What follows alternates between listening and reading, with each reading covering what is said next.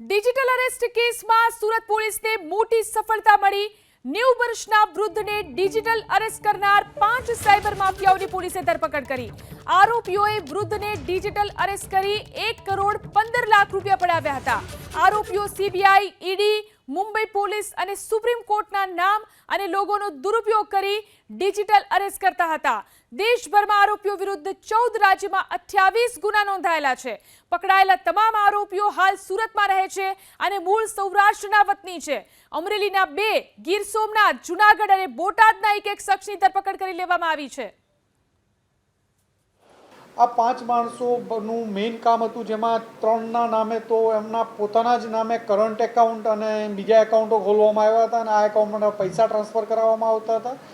આમનો સાથે એક જે વોન્ટેડ આરોપી છે પાર્થ સંજય ગોપાણી, જે કંબોડિયા છે હાલમાં 6 મહિનાથી, આ ચાઇનીઝ ગેંગો સાથે સંપર્કમાં રહી ઇન્ડિયન અને ચાઇનીઝ ભેગા થઈ અને આ ગેંગ ડિજિટલ અરેસ્ટ સાથે જ સંકળાયેલ છે। આવી રીતે અલગ અલગ વૃદ્ધોને અલગ અલગ લોકોને ટાર્ગેટ કરી અને એમની પાસેથી મોટી રકમ પડાવતી હોય છે।